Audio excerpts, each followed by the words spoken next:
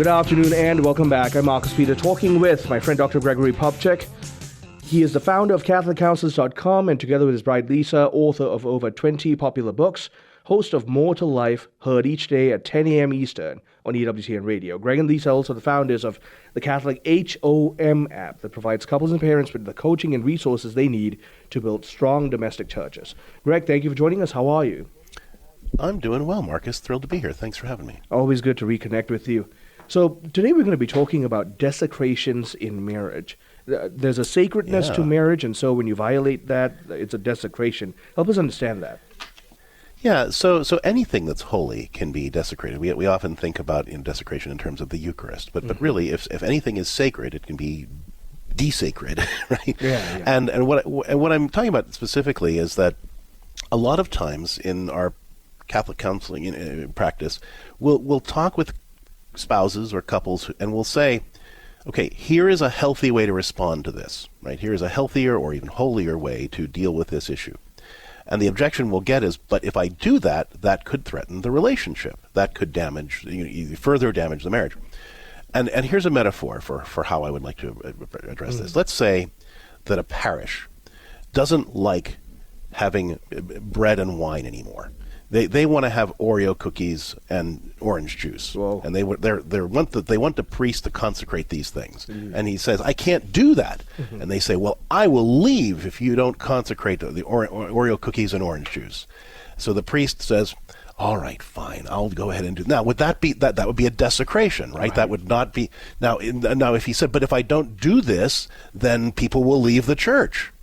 What do I do? Well, you do the thing that makes the thing sacred. You don't desecrate the sacrament just to keep people happy. Marriage is the same way. Marriage is sacred not just because of what it is, but because of what it does. We have a tendency to treat marriage as this sort of holy knick-knack of Antioch that has to stay on the shelf and we have to tiptoe around it and protect it. But it's really this powerful engine that is meant to heal the damage that sin does to our relationships. And so when in a sacramentally valid marriage, if I do healthy, holy things, that should make the relationship prosper. Right? And if it somehow strains or stresses the relationship, sometimes that strain or stress is necessary to call up certain sins or other issues that need to be dealt with that God wants to heal. But failing to do that work for the sake of, quote unquote, preserving the sanctity of marriage is really missing the point. It's basically saying, well, all right, to keep my spouse happy, I'll go ahead and consecrate Oreo cookies and orange juice instead of doing what I'm supposed to do to keep this relationship actually sacred by working for a healthy, holy union. I guess part of the issue is, in order to reclaim that, there has to be a paradigm shift about how we think about marriage and also a willingness to say what we've been doing thus far doesn't work. Yes, that's right. And that I think that works on the micro and the macro level, right? So on the macro level, the advice tends to be, you got to keep this thing, you can't rock the boat. And if rocking the boat threatens the relationship in any way, you can't do that. But again, if that's really saying, don't do the work of the sacrament to protect the sacrament. That doesn't make any sense, right? On the micro level, it's, I thought that it was my job to just be a smoother overer instead of a peacemaker. St. Augustine said that a peacemaker, or that peace was the tranquility that results from right order. So as a peacemaker, I'm not so much a smoother overer as I am a guardian of right order.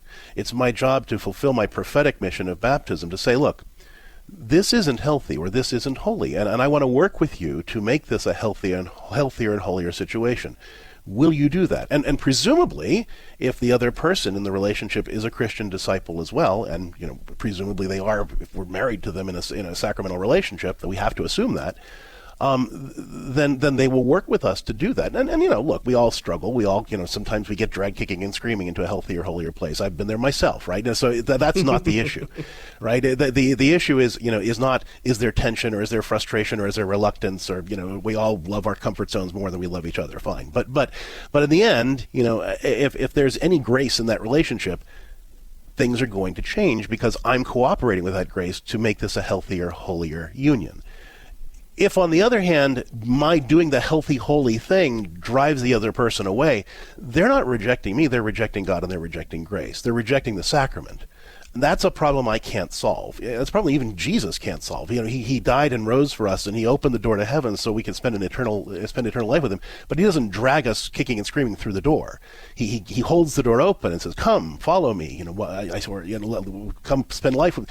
But we have to walk through that. And so we extend that invitation to a healthy, holy relationship, just as Christ does with us. But it's up to the other people in our life and our spouse to walk through that door. And hopefully, if we've discerned properly with the church in the beginning, then that person will come through that door. If not, then it's better to know that this is not a relationship that God's calling us to. But either way, the sacrament is doing its job.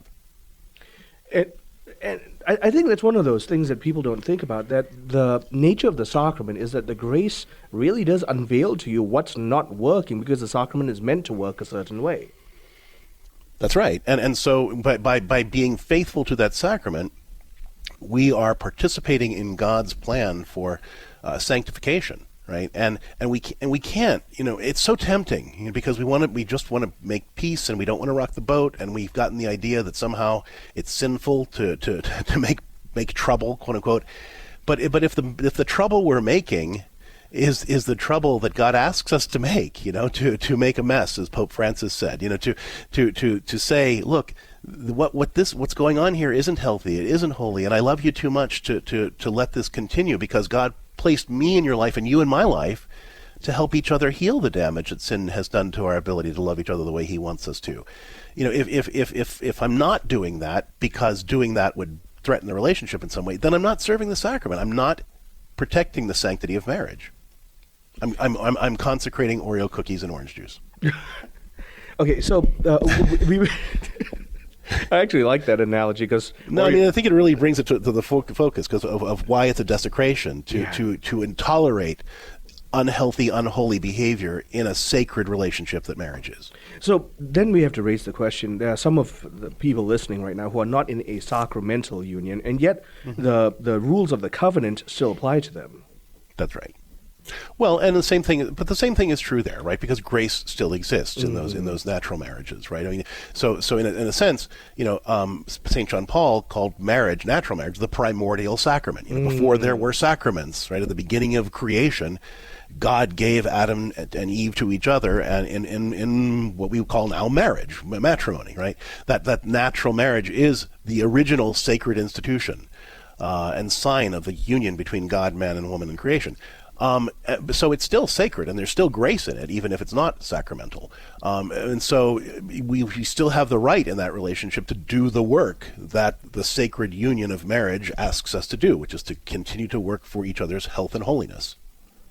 Now, because of all this, is a practical thing that people listening right now can start to do. So we've got marriage coaching, we've got the brilliant resource that is the HOM app. Tell us more about it, but also then practically, people listening right now, what's one thing they can start from today onwards? Well, I think number one is praying together with your spouse. I mean, I say this all the time. We can have we can have a marriage with Christians in it, but we can't have a Christian marriage if we're not praying together. Because that's how do I live out the mission that God has given me if I'm not going to God every day and say, teach me the mission? And we have to pray about that together. So Lisa and I will wake up every morning and say, okay, Lord, teach us how to have the marriage you want us to have today. Teach us to respond as the husband and wife that you want us to be to the challenges we face today, the things we go through. Help us to be the couple you're calling us to be.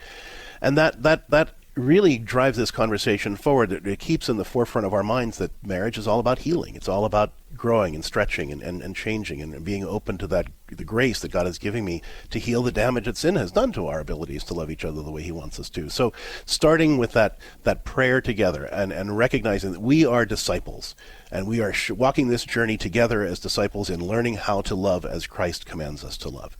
And that makes us both more open to the grace of the sacrament. And when we have to challenge each other a little bit and say, hey, that hurt, or hey, that wasn't healthy, or hey, that I don't know how that fits into our Christian vision of our life together, we have a context for that because we're praying every day, Lord, help us to be the couple you want us to be.